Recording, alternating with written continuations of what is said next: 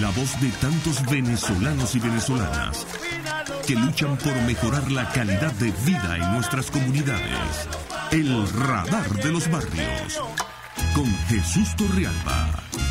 Y desde Bolívar nos vamos, gracias a la magia de una conexión telefónica, al otro extremo del país. Nos vamos al Táchira, porque bueno, resulta que la primicia que dimos aquí en el Radar de los Barrios, recordarán ustedes que a finales, hace unas horas en realidad, tuvimos acá la voz de un recluso del Centro Penitenciario Occidente. Allá esta persona estaba denunciando que había 4 muertos dentro de la cárcel y más de una decena de heridos. El señor de Almamora intentó desmentir a ese vocero, intentó desmentir al Radar, intentó desmentir sobre todo a los familiares de los reclusos, pero resulta que bueno, que la verdad es terca, y ayer la ministra Iris Valera reconoció la existencia no de 4, sino de 5 muertos en el penal de Santa Ana. Tenemos a Lorena Arraiz en línea, ella es periodista y es profesora universitaria allá en San Cristóbal. Lorena, muchísimas gracias por atender nuestra llamada. ¿Qué pasó por fin allá en el Centro Penitenciario Occidente? ¿Qué está pasando allá en San Cristóbal? Buenos días. Hola, buen día. Saludos a todas las personas que escuchan o te escuchan en este momento. Sabemos que son bastantes, además, porque me consta. Mire, ciertamente nosotros estuvimos en esa pauta que fue bastante larga, hace 2 días en el Centro Penitenciario Occidente, ubicado en Santa Ana del Táchira, en el municipio de Córdoba. Nosotros habíamos ido porque pues queríamos levantar la información, ya que había circulado un video desde adentro del CPO de fecha del 28 de abril, donde una persona decía que hoy es 28 de abril, son las 4 de la tarde, y aquí hay 4 muertos, y empiezan a mostrar estas imágenes. Ya nosotros habíamos dado esa parte extraoficial, tal cual como nos decían los familiares que estaban afuera, ahí en las afueras del CPO. Pero ya que con este video, además como las fotografías que se habían hecho viral en las redes, pues se nos hacía necesario ir para allá a buscar de primera mano a los familiares. Ese día, ya cuando estábamos en el Centro Penitenciario Occidente, llegó la convocatoria que la ministra Iris Valera estaría allí declarando a los medios, así que nos quedamos. Y cuando nosotros le preguntamos por qué si hasta ese mismo día no había muerto, decían que si habían ahora 5, entonces ella decía que la situación que se presentó en este pabellón, en el número 3, no podían ellos precisar si había muertos o no, porque estaba tomado absolutamente por los reclusos. Ellos le impedían a las autoridades o a las personas que tienen que ver con el mundo carcelario adentrarse en esa situación de conflicto que había allí. Lo cierto del caso es que las identidades pues no las dio, porque dijo que estaban ese caso en manos del CICPC. Sin embargo, nosotros conversamos con una mujer mucho antes de atender a la ministra Iris Valera, donde ella dijo: yo reconocí a mi hijo por la fotografía, mi hijo está muerto y se llama, no recuerdo, ofrezco disculpa en este momento, esta es una mujer de Puerto Ordaz, y ella pues lamentablemente tuvo que enterarse de la muerte de su hijo a través de una fotografía. También entrevistamos, por ejemplo, a gente de Colombia que decían que ellos no tienen pasaporte para irse a Barinas, para irse a Mérida. Hay que recordar que por la cercanía con Táchira ellas pueden entrar con cédula, pero un poco de situación. Pero el ingresar a ese pabellón es decirle que fue una cosa terrible. No imagina usted los olores que habían allí. Habían matado un cerdo y le hicieron en la parrilla y quedaron los restos, una piscina que ya estaba sin agua. Eso, al parecer, cuando los reclusos supieron que los iban a trasladar, procedieron a destrozar absolutamente todo. Vimos laptops, computadoras portátiles quemadas, vimos esos televisores de plasma, zapatos, una locura. Realmente es una situación muy, pero muy deprimente, donde la ministra dice que tenían que hacerlo para eliminar esa situación irregular de los pranes, de los líderes negativos, de ese mercado negro y oscuro que impera en las cárceles, no solamente de Venezuela, sino en gran parte de Latinoamérica, entre otras cosas.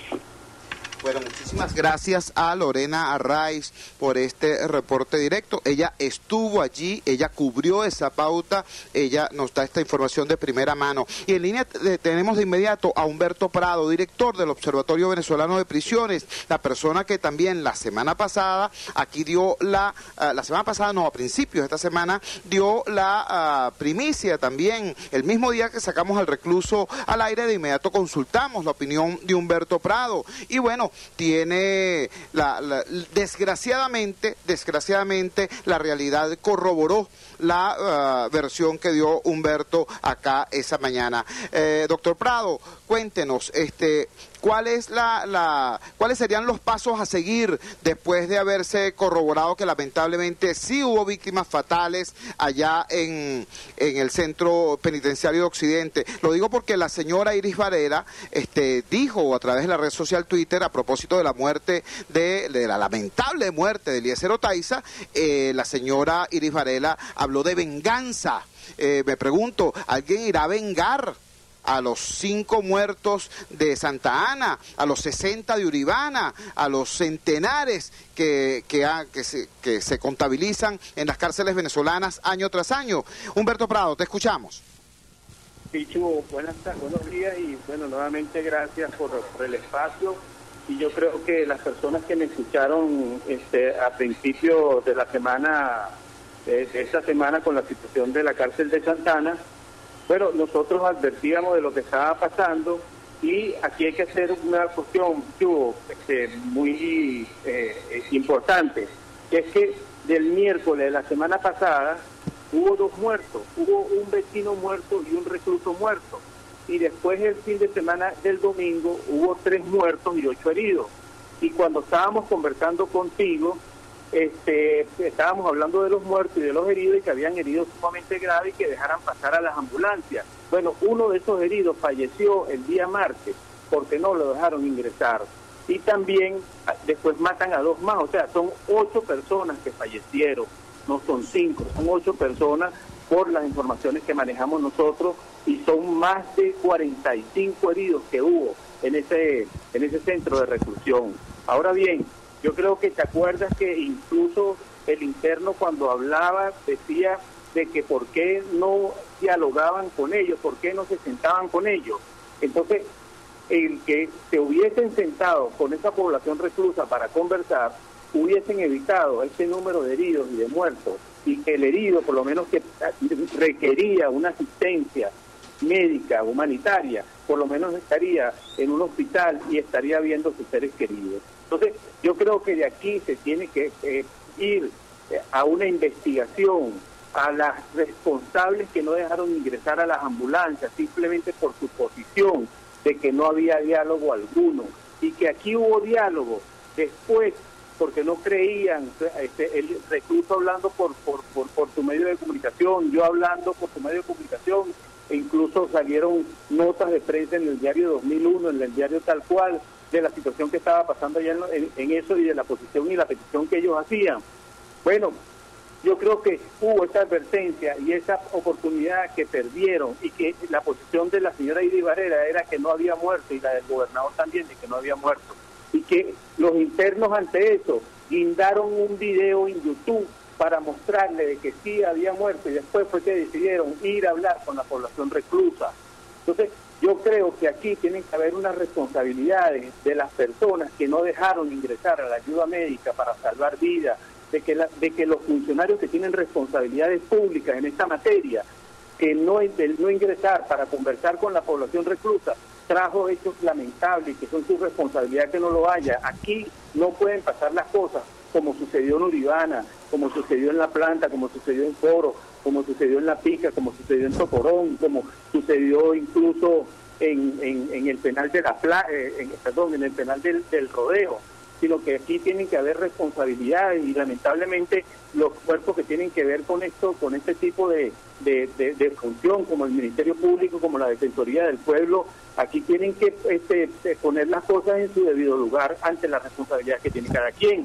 Nosotros estamos haciendo lo respectivo ante los organismos que tienen responsabilidades, incluso solicitamos un pronunciamiento de la Comisión Interamericana de Derechos Humanos, y que también la Relatoría contra la Tortura de Naciones Unidas ya tiene conocimiento, no desde ahorita que yo estoy conversando contigo, sino desde el primer momento que conversamos, que te acuerdas que te dije que habíamos interpuesto esas acciones en esas instancias como tal, y esperamos que por lo menos ante esta situación simplemente deciden, bueno, nada, desalojar el establecimiento y mandan a los presos para Barinas, para Mérida, para Uribana, para el Rodeo 2, para el Rodeo 3, para el tal Fénix, un centro penitenciario llamado Fénix.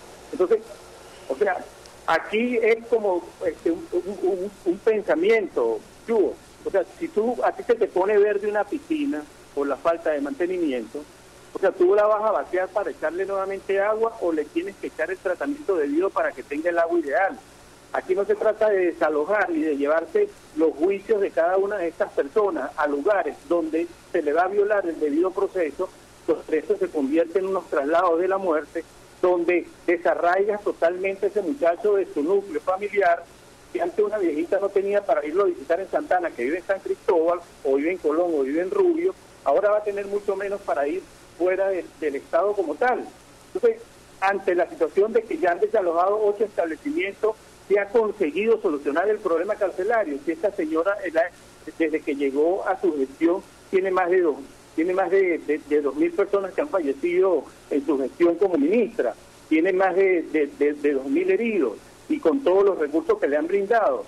Entonces, lamentablemente yo creo que y que estamos en primer lugar a nivel internacional como el país más violento en cárceles, en materia carcelaria. Por ello simplemente te agradezco el espacio. Yo me encuentro también en San Cristóbal porque mañana tenemos nosotros un evento con Amnistía Internacional, con Provea, con Espacio Público y con el Observatorio Venezolano de Prisiones, y donde vamos a discutir el informe sobre los derechos humanos en las protestas que presentó Amnistía Internacional, y donde estamos hablándole a las organizaciones, a las comunidades, a los líderes que tienen que ver con la materia, para simplemente de que ellos pongan su punto de vista ante la situación que vivieron, y aprovecho esa oportunidad para invitarlos mañana a la Casa Sindical, donde vamos a estar 5 organizaciones de derechos humanos, y las víctimas pueden interponer sus denuncias, pueden interponer sus quejas, y que le vamos a dar por lo menos un pequeño taller de cómo se documentan los casos y la posición de cada una de las organizaciones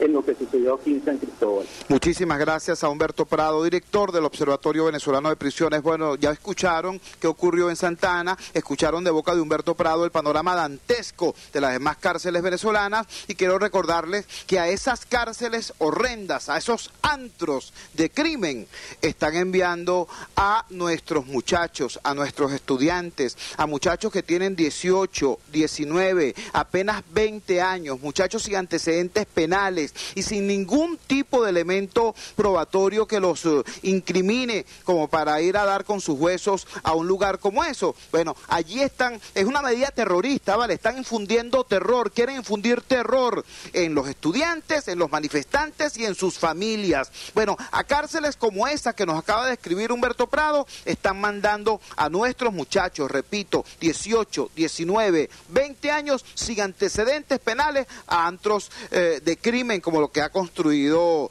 este gobierno en 15 años. Las cárceles venezolanas siempre han sido problemáticas, siempre han tenido déficit en cuanto a la calidad del servicio penitenciario y a la atención de los derechos humanos. Pero recuerden, antes en las cárceles venezolanas, antes de 1998, los presos tenían chuzos, ahora tienen ametralladoras, ahora tienen armas pesadas.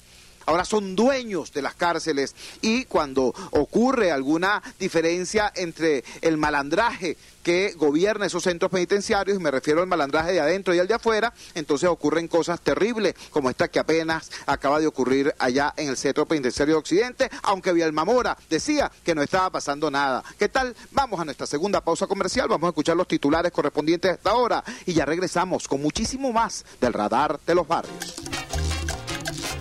Crónica Urbana. Éxitos de la gente y organización social en El Radar de los Barrios por RCR.